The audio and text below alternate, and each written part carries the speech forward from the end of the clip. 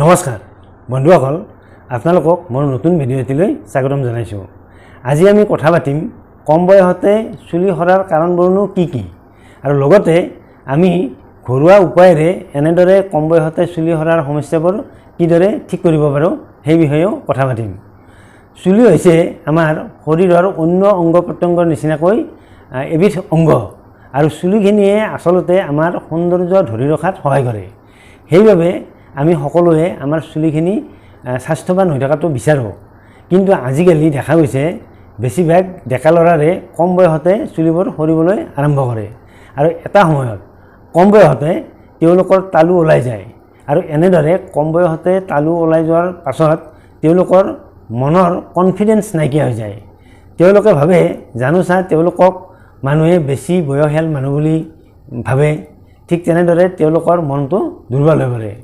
আচলতে আমাৰ শৰীৰৰ অন্য অংগ প্ৰত্যংগ স্বাস্থ্যৱান হৈ থাকিবলৈ হ'লে যিদৰে পৰিপুষ্টিৰ প্ৰয়োজন বা ভাল যত্নৰ প্ৰয়োজন বা কেয়াৰৰ প্ৰয়োজন, ঠিক তেনেদৰে আমাৰ চুলিখিনিও স্বাস্থ্যৱান হৈ থাকিবলৈ হ'লে বা হেল্ডি হৈ থাকিবলৈ হ'লে পৰিপুষ্টিৰ প্ৰয়োজন আৰু লগতে যত্ন বা কেয়াৰৰ প্ৰয়োজন। গতিকে আমি এই চুলিবোৰ সৰাৰ কাৰণনো কি কি, আৰু চুলিবোৰ কম বয়সতে এনেদৰে সৰি যেতিয়া সমস্যাৰ সৃষ্টি কৰে তেতিয়া আমি কি কি ঘৰুৱা উপায়েৰে চুলি সৰা বন্ধ কৰিব পাৰোঁ সেই বিষয়ে আজি আলোচনা কৰোঁ আহক। চুলি সৰা ঘটনাটো আচলতে এটা সাধাৰণ ঘটনা, কিয়নো মানুহৰ চুলি সৰিবই, আৰু সেই চুলি সৰিলে ঠিক তেনেদৰে চুলি গজিও থাকে। কিন্তু যদিহে এই চুলি সৰা পৰিমাণটো সঠিক পৰিমাণত থাকে। আচলতে এজন মানুহৰ বা এজন ডেকা ল'ৰাৰ চুলি এদিনত বা প্ৰতিদিনে 100 ডালৰ ওচৰা ওচৰিকৈ সৰিলে সেইটো একো সমস্যাৰ সৃষ্টি কৰিব নোৱাৰে, কিয়নো তেনেদৰে চুলি সৰিলে সেই পৰিমাণৰ চুলি নিতৌ আহি থাকে। গতিকে চুলিৰ ঘনত্বটো কমি নাযায় বা তেনেদৰে চুলি সৰি থাকিলে তালু ওলাই নাযায়। কিন্তু যদিহে প্ৰতিদিনে চুলি 100 ডালতকৈ বহুতখিনি বেছি যায়, যদিহে ৰাতি শুই থকা গাৰুটোত চুলি বেছিকৈ লাগি থাকে বা ফণিয়াওঁতে ফণিখনত বেছিকৈ চুলি আহে, তেতিয়া তেনেদৰে বেছিকৈ চুলি গ'লেহে চুলিটো পাতল হৈ যায় বা চুলিৰ ঘনত্বটো কমি যায়, যোৱাৰ ফলত লাহে লাহে তালু ওলায়। গতিকে আচলতে চুলি সৰা প্ৰক্ৰিয়াটো এটা প্ৰাকৃতিক ঘটনা বুলিহে ক'ব পাৰি। কিন্তু যদিহে আমাৰ কোনো কাৰণত আমি চুলিৰ যত্ন নলওঁ বা কোনো এটা সমস্যাই দেখা দিয়ে, তেতিয়াহে আচলতে আমাৰ চুলি বেছিকৈ সৰিবলৈ আৰম্ভ কৰে। গতিকে বন্ধুসকল, কি কি কাৰণত আমাৰ চুলি প্ৰয়োজনতকৈ বেছিকৈ সৰিবলৈ আৰম্ভ কৰে সেই বিষয়ে আৰু লগতে আমি কিদৰে ঠিক কৰিব পাৰোঁ আলোচনা কৰোঁ আহক। চুলি সৰিবলৈ লোৱাৰ 1 নম্বৰ কাৰণটো হৈছে মূৰৰ ছালখনত উফি বা ডেণ্ড্ৰাফৰ সৃষ্টি হোৱা। সাধাৰণতে এই উফি বা ডেণ্ড্ৰাফ কেইবাটাও কাৰণত হোৱা দেখা যায়। ইয়াৰ ভিতৰত যদিহে আমাৰ ছালখন, মূৰৰ ছালখন যদি বেছিভাগ সময়তে লেতেৰা হৈ থাকে, তেতিয়াও আমাৰ মূৰৰ এই ছালখনত উফি বা ডেণ্ড্ৰাফ সৃষ্টি হ'ব পাৰে। সাধাৰণতে লেতেৰা হৈ থাকিলে আমাৰ ছালখনত ভেঁকুৰৰ ইনফেকশ্যন ঘটে, আৰু ঠিক তেনেদৰে মূৰত উফি বা ডেণ্ড্ৰাফৰ সৃষ্টি হয়।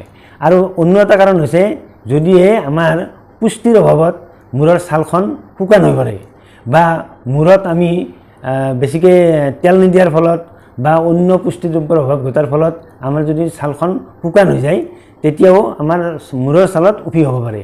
এনেদৰে উফি হ'লে চুলিৰ যোৱাৰ পৰিমাণটো বেছি হৈ যায়, আৰু চুলিৰ যোৱা পৰিমাণটো বেছি হ'লে এটা সময়ত তালু ওলাই যায়। গতিকে আমি এনেদৰে ডেণ্ড্ৰাফ নহ'বলৈ হ'লে আমি কি কৰিব লাগিব, আমাৰ মূৰটো সদায় পৰিষ্কাৰ কৰি ৰখাত গুৰুত্ব দিব লাগিব। আমি সাধাৰণতে দিনৰ ভাগত যেতিয়া কাম কৰোঁ, বিভিন্ন পৰিৱেশত আমি কাম কৰোঁ, যেনে ধূলিময় পৰিৱেশত কাম কৰোঁ, বা কেতিয়াবা আমি মটৰচাইকেলেদি গৈ থকা সময়তো আমাৰ মূৰৰ চুলিত ধূলি মাকতি লাগে।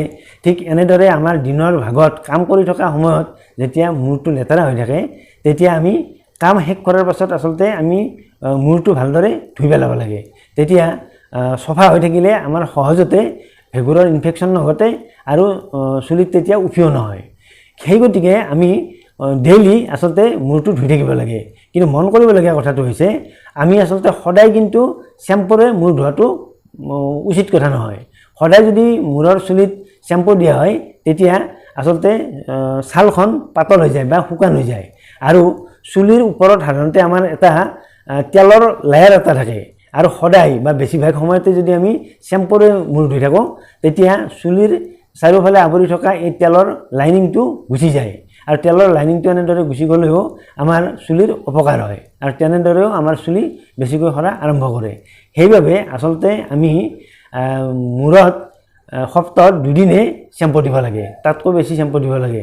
আৰু মন কৰিবলগীয়া কথাটো হৈছে কি সদায় চুলি শ্যাম্পু ষ্ট্ৰং শ্যাম্পু ব্যৱহাৰ কৰিব নালাগে, সদায় পাতল শ্যাম্পু ব্যৱহাৰ কৰিব লাগে। সাধাৰণতে শিশুৱে যেনে ধৰণৰ শ্যাম্পু ব্যৱহাৰ কৰে তেনেকুৱা শ্যাম্পু ব্যৱহাৰ কৰিলে চুলিৰ কাৰণে বেছি ভাল।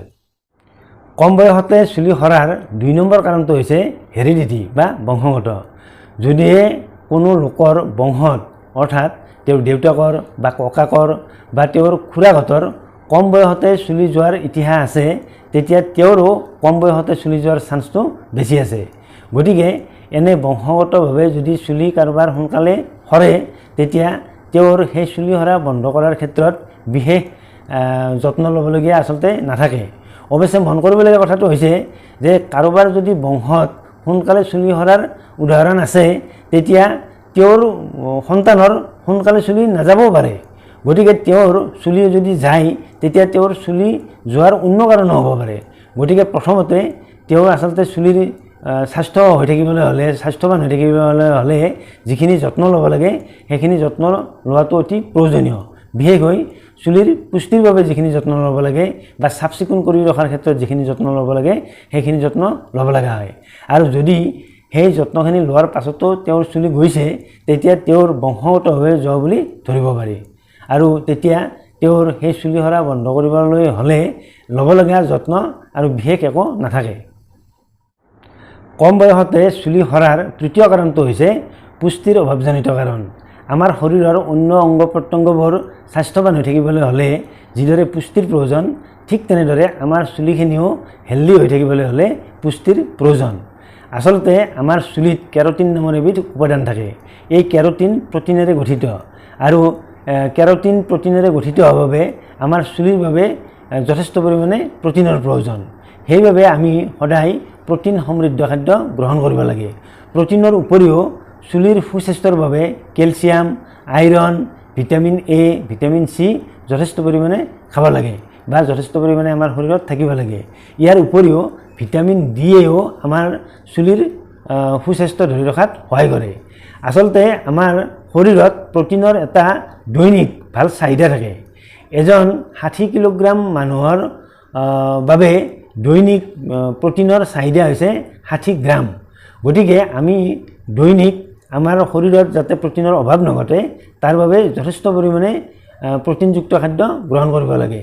কিন্তু সাধাৰণতে দেখা যায় আমাৰ ভাৰতীয়সকলে সদায় এটা প্ৰটিন ডেফিচিট খাদ্যহে গ্ৰহণ কৰে। অৰ্থাৎ আমাক যিমান দৈনিক প্ৰটিনৰ প্ৰয়োজন তাতকৈ আমি সদায় কম মাত্ৰাতে প্ৰটিনযুক্ত খাদ্য গ্ৰহণ কৰোঁ, যাৰ বাবে আমাৰ শৰীৰত প্ৰটিনৰ অভাৱ ঘটে আৰু লগতে আমাৰ চুলিতো প্ৰটিনৰ অভাৱ ঘটি চুলি সোনকালে সৰিবলৈ আৰম্ভ কৰে।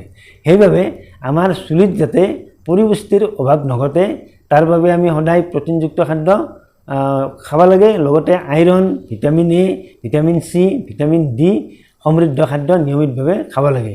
তেতিয়া আমাৰ চুলিখিনিৰ স্বাস্থ্য ঠিকে থাকে আৰু তেতিয়া সোনকালে নসৰে।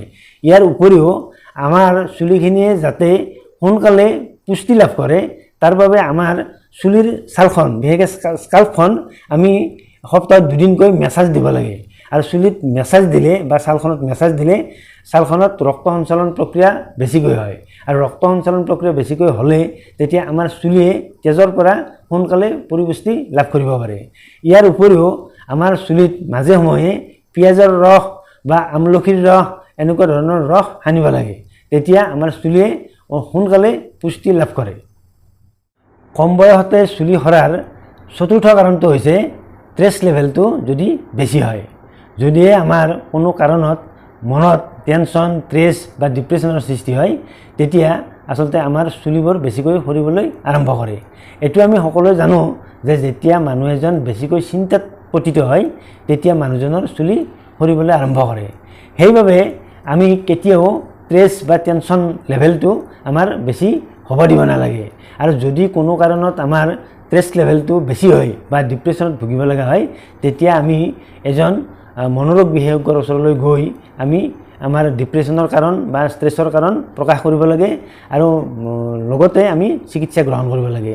আৰু এনেদৰে যদি আমি চিকিৎসা গ্ৰহণৰ জৰিয়তে বা কোনো কাউন্সেলিঙৰ জৰিয়তে আমি এনেদৰে টেনশ্যন বা ষ্ট্ৰেছ লেভেল কমাই ল'ব পাৰোঁ, তেতিয়া আমি এনেদৰে কম বয়সতে চুলি সৰা এই সমস্যাটো বন্ধ কৰিব পাৰোঁ। কম বয়সতে চুলি সৰাৰ পঞ্চমটো কাৰণ হৈছে আমাৰ শৰীৰত যদিহে হৰমনৰ ইমবেলেঞ্চ ঘটে। আৰু যদিহে আমাৰ শৰীৰত হৰমনৰ ইমবেলেঞ্চ ঘটে, তেতিয়া আমাৰ শৰীৰত বিভিন্ন ৰোগে দেখা দিয়ে।